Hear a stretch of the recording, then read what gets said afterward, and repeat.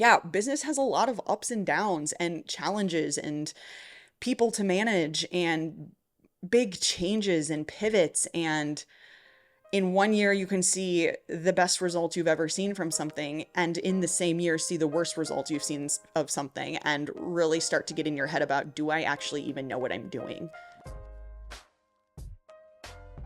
Hello, my friends. Welcome back to Not Another Mindset Show. We have another Ask Me Anything Q&A episode for you today. I say this every time, but I really love these episodes because it's you asking your questions and me answering them so that I don't have to pretend like I know what you all need support with, what you want to learn more about, because you get to just tell me straightforward. We love it. And if you listen to this episode, or honestly in any of the episodes, there is a link in the show notes where you can submit your questions for a future Q&A episode. And being totally honest, I don't get a ton of questions. In fact, I was pretty surprised this morning on my Instagram stories. I threw up a question box for people to submit their questions, and also did one of those like little anonymous question links. And usually it takes some time for people to see it and actually say something. And a lot of times people have questions and they still don't put them in there. If that's you, please don't be nervous. Please don't be scared. Please just ask any of your questions. Okay. But I got a bunch this morning when I put up those question boxes, but in the show notes of every single episode, this is what I was getting at in the first place here, there is a link to a form where you can submit questions at any time. Every single episode has this in the show notes. So all you have to do is just like scroll down to the episode description and that is in there. So please do that. Please allow me to keep doing these episodes because without your questions, I can't do them. Okay? Okay. We have a good variety of questions today. Not as, I was going to say, not as unhinged as last time. In the last episode, there was a couple questions about like my dating life and asking if I would be interested in matchmaking. And, and those were just like fun for me to answer. But not as personal today. But I say that, and the very first question is, have you ever found yourself with a fixed mindset? If yes, please share. And the answer is all the freaking time. I am not immune to fixed mindset stuff just because I am a mindset researcher and I spent years and years studying this, and now I've spent years and years continuing to teach it. It still comes up for me, I will say, because of my experience and length of time doing this stuff. It gets easier and easier for me to spot it and stop it in its tracks and ask questions and better understand why I'm thinking that way. Try to better understand how it might be showing up in my life, if there's something I need to do about it. So I'm not immune to it. I don't think anybody is. Anybody who tells you, I have a growth mindset about everything and I never run into fixed mindset issues is lying, okay? So yeah, I have found myself with a fixed mindset in different areas of my life. I think I've talked about this a little bit on the podcast before, but dating, for sure, kind of starting with a more personal angle, I've been pretty much single for almost 3 years now. I've had a couple, and when I say a couple, I literally mean two spurts of seeing one person exclusively for 3 months. I think both of them were about 3 months, and both of them were at like the top of the year, like January through March. So hey, I'm recording this in October. By the time this airs, it's probably going to be like February. I might be in my third spurt of a short-term situation. But please, please send all the good vibes that is not the case for me in 2026. But as far as fixed mindset goes, yeah, I mean, as you're listening to this episode, I'll be 33. I'm 32 right now, but I turned 33 on December 19th, where my Sagittarius sister's at. I definitely get fixed mindset thoughts about dating and relationships, especially when I have a ton of friends who have been like in and out of relationships in the amount of time that I've been pretty much single for 3 years, or friends who get out of long-term relationships and find their person within weeks, months, and I'm like, what? How? How is that possible? And of course, when you see some of those examples of people being successful in areas that you're not successful in, then it does bring up questions in your mind of, well, what's wrong with me? What am I doing incorrectly? What could I be doing more? Why isn't this as easy for me as it is for other people? Those are all like fixed mindset statements because it's kind of coming back to there's something that's different and bad about who I am compared to these other people who have seen success and seen success relatively quickly out of long-term relationships. But again, very quick to stop myself in those thinking patterns and really think, is this even true? And honestly, that's like a question that you could take home with you anytime you're having fixed mindset thoughts. It could be disguised as victim mentality or imposter syndrome or anything like that. Like, is that even true? And the answer is no. Like, I am my own unique person and I think I'm pretty awesome. Okay. I know I'm a great partner. I've been in 2 to 4 year long relationships 4 or 5 times in my life. And this is the longest I've actually ever been single, like by miles. So that said, none of those, you see, fixed mindset. But but none of those relationships worked out. So maybe I'm just like not a relationship person. Maybe I'm not as good at long-term relationships as I thought. So yeah, all of that can come up and like you will find evidence to support why your thinking in that way is accurate. But the reality is I'm also, here's like evidence against those thoughts. I'm also a lot pickier today than I was at age 25. I have had those long-term relationships, so I'm really, really clear on what I'm looking for in a relationship and the things that went really well in those relationships and why I really enjoyed being with that person for years on end. And that makes it harder to now find someone currently than maybe it did before because I'm so much more clear. And that then brings me to more of a growth mindset thinking of, when I do find that next person, that's probably going to be it because of all of this, right? And also, I get questions all the time that are like, how are you still single? Like, why are you still single?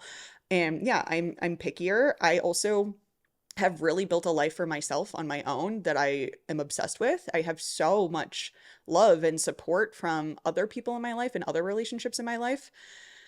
So the person who enters into my life in a romantic partnership and for the long term really needs to like add on top of all of this amazing stuff I already have, which again then makes it harder. So is it that I'm not good at relationships, I'm never going to find my person, all of those fixed mindset thoughts? Or is it that I am currently choosing to stay single because I am pickier, because I have different standards, I'm more clear on who I am and who the person I want to be is? And that's the reality, right? And so that's a more growth mindset way of looking at it, that I'm just more clear now. So it's taking a little bit more time than it has in the past to find my next partner, but it's because my next partner will be my last partner. And that is more of a growth mindset way of thinking. So anyway, whoever asked this question, you didn't really ask me for like how I got through the fixed mindset or how I shifted it to a growth mindset, but you're kind of getting that anyway. Other things too, like business, absolutely. The biggest sigh ever. I say this all the time that being a business owner is like the biggest and best mindset exercise, like continuous mindset exercise that you can find, so long as you actually see it that way, that it is the best mindset exercise and not the worst. So yeah, business has a lot of ups and downs and challenges and people to manage and big changes and pivots. And in one year, you can see the best results you've ever seen from something, and in the same year, see the worst results you've seen of something, and really start to get in your head about, do I actually even know what I'm doing? Am I actually as good at this as I thought I was? And those are kind of fixed mindset type of questions. So yeah, that comes up too, but we manage it and then we leverage it. And I'm will say this, giving myself a pat on the back. I am very good at when things aren't going well in business or something doesn't go the way that we planned it, outcomes aren't as fantastic as we wanted them to be. I am really good at seeing that as an opportunity and as a challenge. And okay, well, what do we got to do different? Or, okay, so this is happening, this is changing, this is going on. How can we use that space to create something better then? So we're losing this person, or this thing didn't go well. So how do we make that thing go better next time? How do we replace that person with someone who's potentially even better, can perform better, can get us better results, get a better ROI for the business? So I am continuously in that space. So although I'll have some of those like fixed mindset questions come up, little voice in the back of my head, on a larger scale from a business perspective, I do feel like I'm pretty good at getting right back into like growth mindset territory. In school, I had somewhat of a fixed mindset, which is hilarious. And just, yeah, because I'm studying mindset to have a fixed mindset while I'm going through a PhD program about mindset. But yeah, I mean, for sure had those thoughts. I mentioned this on the health mindset coaching certification call yesterday with my students. We were like on the topic of imposter syndrome. It was like, yeah, for the entirety of my PhD, I was the youngest one in my class. Because a lot of people take time off between undergrad and grad school, especially if you're going into a PhD program, whether it is to like go work, go get more experience, whatever, still trying to figure out if you want to go and jump into more school in the first place. So I didn't have any gap year at all. And that made me very young in my PhD program. I finished my PhD by the age of like 26 or 27. So anyway, during that, like seeing, as you can imagine, and obviously as it should be, people who are in PhD programs are really, really fucking smart and really have unique opinions and ideas and think outside the box and pick up things really easily, because that's literally how they got there, right? You don't get into a super advanced niche degree like that against hundreds and hundreds and hundreds of other applicants if you aren't that person. So then when you get plopped into that group of people, you do question your own abilities, your own intellect, your own ability to come up with like unique ideas and be really different than other people. And then also being like the younger one, I'm like, there was a lot of times I was like, something got mixed up here. I'm not supposed to be here. Someone else was, but like somehow I snuck in. So definitely had a lot of those thoughts, but came back to, again, kind of what I was just sharing. Like I was chosen amongst hundreds and hundreds and hundreds of other people because I am similar to those that are here.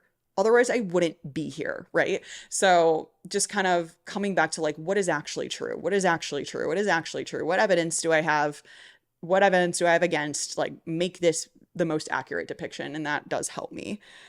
Okay, I'm not gonna drone on anymore about my own fixed mindset, okay? So next question, how would you coach a client who struggles with believing they can make changes to get healthier, even though they have made progress in that direction?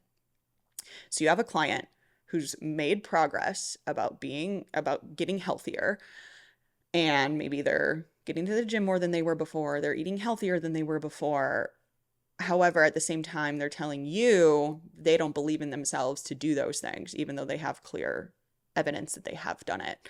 I think for a long time, and you listening right now have probably had these situations. I mean, that's like kind of similar to the PhD conversation I was just having, that even if you've made progress, even if you've gotten somewhere that you haven't gotten to before, and you're doing things different than you were before, and that is all on the way to seeing even more progress, it still happens where you question whether or not you believe that you're actually capable to like take it for the long haul or see that bigger desired outcome at the end of the tunnel, right? So even though you're marching down the tunnel and you're starting to see the light down there, you're getting closer and closer, you still may not believe that you can actually get there, right? Like that's totally normal.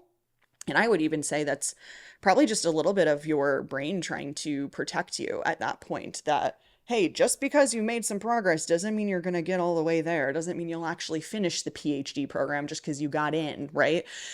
So just like be on the lookout, be careful. You don't want to fail. You know what that's going to feel like. So there's probably just a little bit of like a safety mechanism at play with that. And that's something you could potentially share with clients too, if that you feel like that fits. I would also then ask your client who says that they don't believe in themselves, but they are making progress, ask them why they don't believe in themselves. Sometimes these questions can be so simple, but are so powerful. Like, tell me a little bit more about why you don't believe that this is something you can do. And you could even toss in a little bit like, from my professional opinion, looking at what we've done together over the past 3, 6 months, whatever, you've made significant progress to be more healthy. Like, look at the difference here. You could like show them their check-in from yesterday compared to their third check-in and give them that kind of tangible evidence and ask them, so I'm curious like where you're coming from with this, because that's what matters most. Like, you need to believe in yourself. It doesn't matter if I do at the end of the day. So really getting down into like, why don't you? Why don't you believe in yourself? And I was kind of mentioning this with the previous question, but something you can do with your clients as well, not just your own mindset, is have them like look at the evidence that supports their belief. What evidence do you have that supports the belief that you are not capable of getting healthier and having a healthier lifestyle? Because that's going to tell you why they don't believe in themselves, right? So that's kind of another way to ask the same question. But then also we want them to look at the evidence that supports the contrary. Also, give me some evidence as to why that might not be true, that you should believe in yourself, that you are capable. And then that can kind of like tie into the conversation about the things that they have done thus far. Um, I think also, like as coaches, it is important for us to be always looking for bright spots with our clients and highlighting it for them, because all humans, yourself included, we're not so great at celebrating and recognizing our wins and our strengths. We're really good at picking out the things that we need to do better and that we're not good enough at, and the things we haven't done yet, but not so much when it comes to our wins, right? So as a coach, it can be really, really helpful to just make sure you are highlighting the progress that they're making and the wins that they do have along the way. And also ask them what they think about it. How does it make them feel? It is one thing for you to say, but oh my gosh, look, you have gone from drinking 30 ounces of water and getting 2K steps a day to drinking 60 ounces of water and getting 10,000 steps a day. And it's now just like super habitual for you. Like, you don't even have to think about it, where it used to be so difficult for you. That's so awesome. It's one thing to do that. It's another thing to then tack on the piece of, how does that make you feel? What does that mean for you? So if they come back and they're like, it doesn't mean anything, I've hardly done anything, I'm just doing what most people do. Or if they come back and they're like, wow, yeah, I didn't realize that I've actually made such significant progress in that area, that really helps. Their response could be so different, but it's going to show you kind of where their mindset is at, and also probably be pretty predictive of what's going to happen next. And you want to be able to nip that in the bud there and have those conversations then, so they don't start going like downhill later on. There's a phrase too that you can use with your clients, and feel free to put this wherever you feel like makes sense. The phrase that I have, it's sort of like a fill in the blank opportunity, is because I did blank means that I am blank. This could even be something that you put at the end of your check-in forms, that you have them like reflect every single week. So whether they take that positively or negatively, right? But because I hit 10,000 steps this whole week means that I am getting so much closer to getting daily movement in without it being such a hassle. Because I meal prepped this week means that I am prioritizing myself, and it is important that I take care of myself. Okay, taking a quick break here to talk to you about something I know you want more of: clients. Getting more client applications, making more sales. This stuff feels a lot harder these days. I mean, I used to be able to post a donut on Instagram and get like 20 client applications. What used to work just doesn't seem to work anymore. But that doesn't mean you're out of luck. The one thing I've seen to continue to work over the years with my students, my business mentorship clients, and of course in my own business too, no matter what social media looks like or how the industry is changing, this one thing will never go out of style and will always work. And that one thing is mindset and psychology. This really is the ultimate sales trick, but it's really not a trick at all. Signing more clients and having them stick around with you longer is so much less about sales and marketing and so much more about just understanding how humans make decisions and get motivated to change. You're used to me sharing all the time on the podcast about education around coaching practices, but this mindset and behavior change coaching stuff should start before the coaching relationship even kicks off. One of my most popular and affordable workshop series has recently been totally revamped and upgraded. The psychology of signing more clients. I am super stoked to share with you some of my favorite science-backed strategies for attracting more clients and feeling good when you do it. No icky sales tactics over here. Make sure you check out the show notes to learn more about the psychology of signing more clients. Okay. Next question. What are some shifts that you're noticing in the coaching industry? I think the biggest shift is that people want more. People want more, and I think especially with like the rise of AI tools and everything, like they have the basics at their fingertips more than ever before. Calculate my macros, write me a workout routine. Those are things that are so readily available, and the number of free calculators and free programs that exist. I mean, it is not enough to be a coach who just sets up personalized macros and personalized training and then adjusts it over time.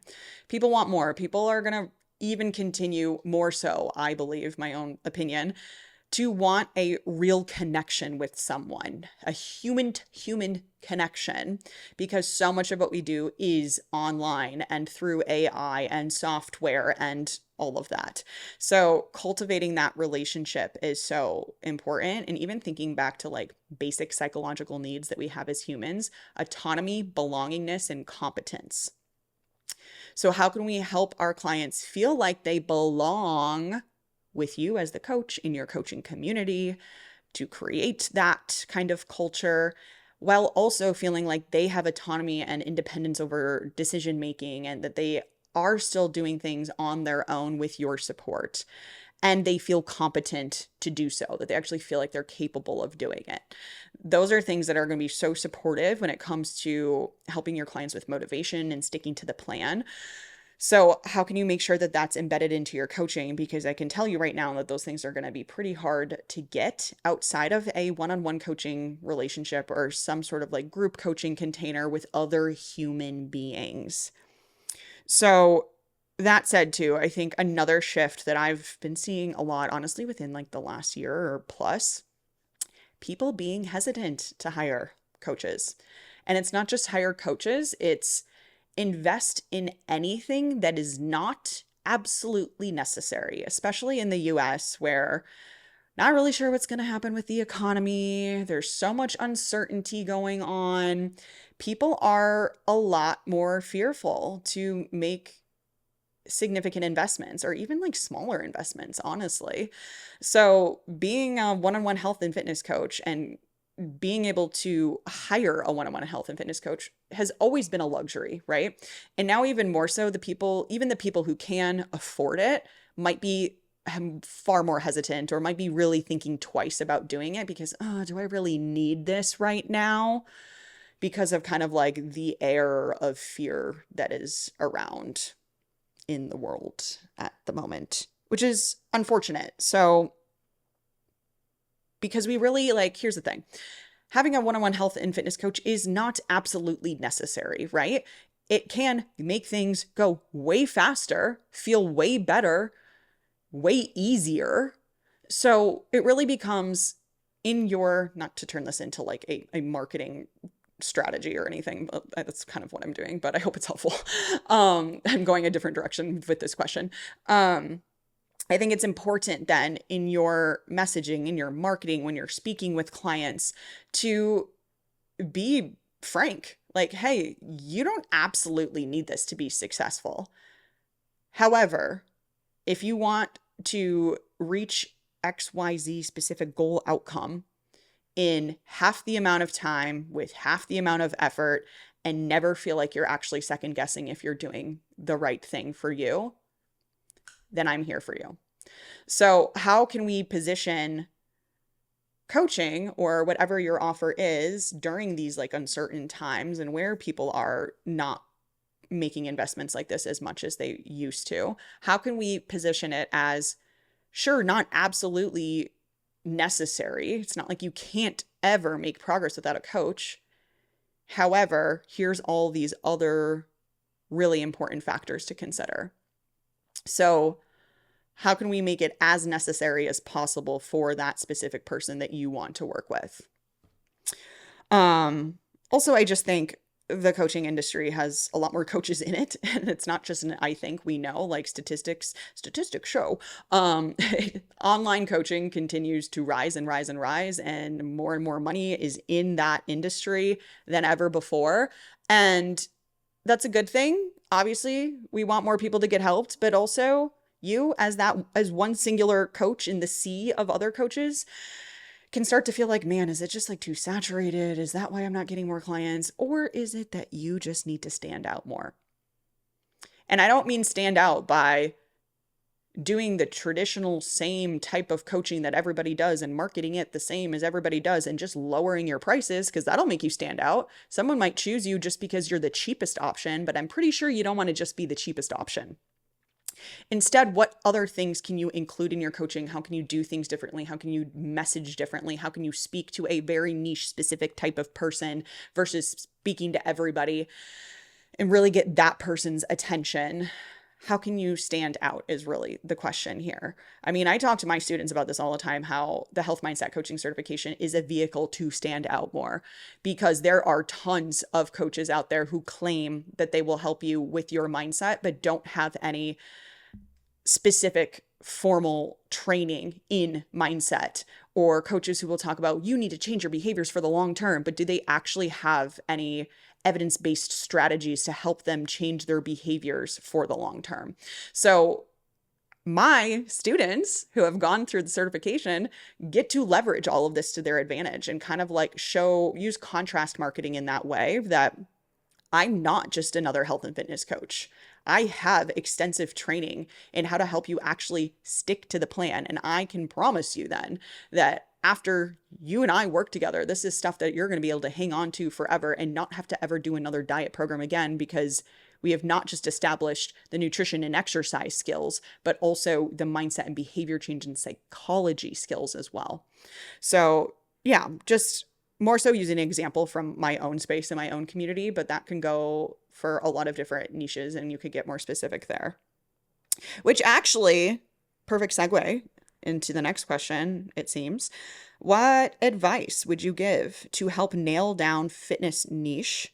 Do you say niche or niche?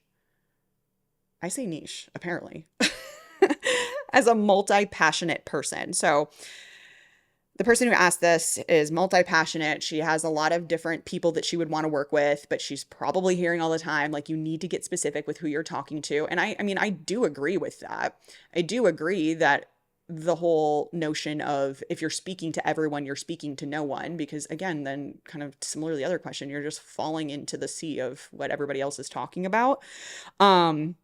So I do think it's important. I actually went to dinner recently with a new friend, and she has an online fitness coaching business, and she works with petite women specifically. So that's kind of her entire niche and messaging. And she's often talking about, because I think she's like 5'1", is talking about like, she'll do content around like, here's how I style my date night outfit for like a petite woman, So she's like always speaking about herself, but also to her clients. That does not mean that your niche has to be you specifically. And now it's just like expanded. Like, that does work very well, because you can say, I am that person, so I want more people who are like me, and that's who I work with best.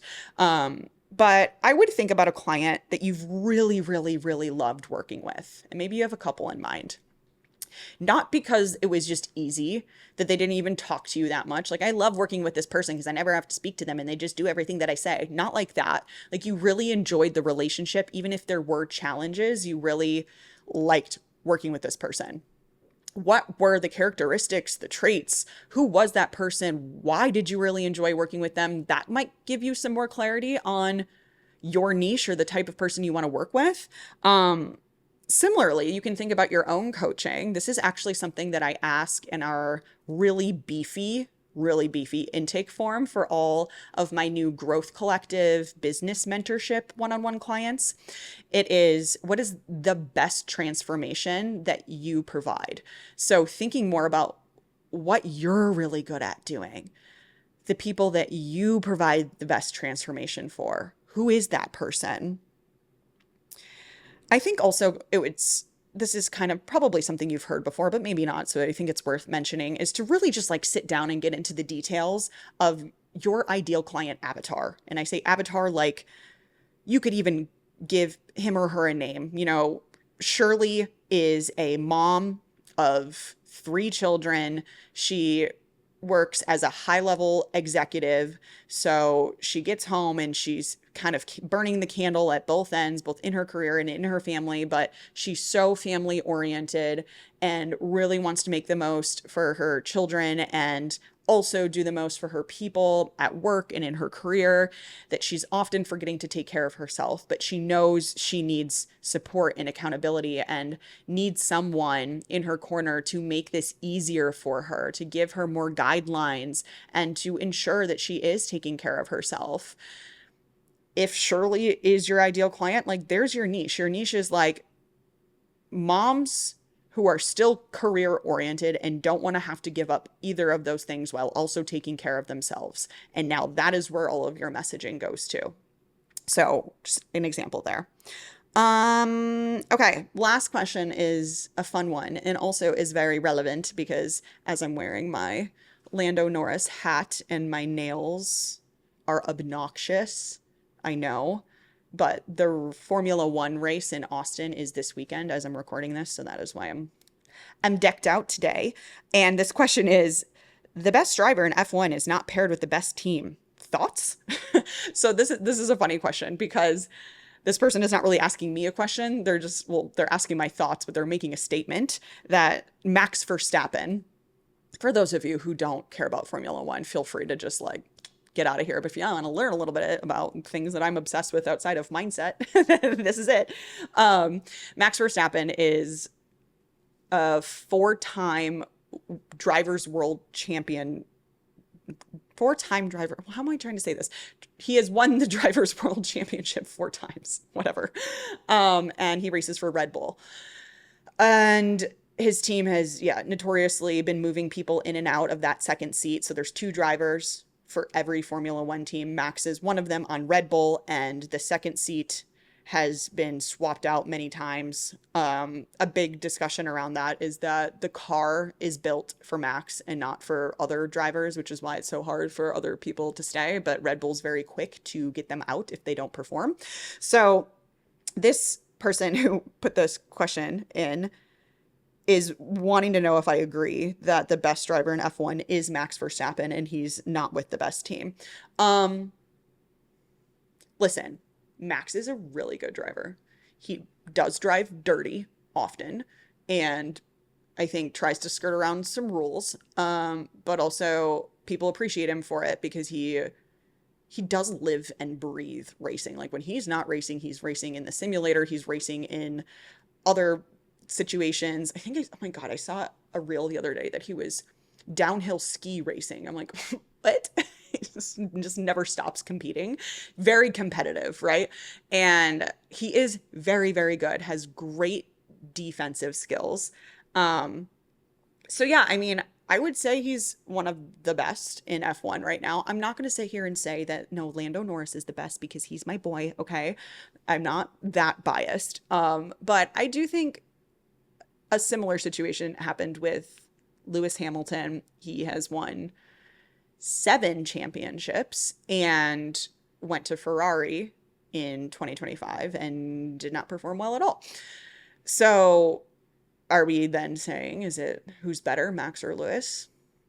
I mean, there's been a lot of fighting between them over the years for sure, but anyway, I don't really feel like I can like fully answer this because this is where my biases come in because my loyalties with an entirely different team. But but I will say I agree. Max is very good, and perhaps if he was in a better car with a better team, because ultimately teamwork makes the dream work. So having two really good drivers and having a great team morale can get you very far versus just having like one of those pieces, right? And we're starting to see that. And this is, by the time you listen to this 2025 season will already be over. But McLaren has two very good drivers that are both in contention for the championship. And that's starting to get a little bit messy. And we can see how maybe there might be like a small implosion from the inside, which I'm very much hoping there is not, because that's my team. But anyway, I basically totally roundabout answered this question, and you probably don't need to hear me talk about Formula One anymore for like literally another second, so I'm going to stop there. I appreciate your questions. Please send me more. Send me more questions so I can do more episodes like this. There is a link in the show notes. I put it up in my Instagram stories all the time. That's where all of these questions came from, my Instagram stories this morning when I put up a question box. So I really do answer them, and I really do appreciate you. And I can't wait to see ya next time. Goodbye.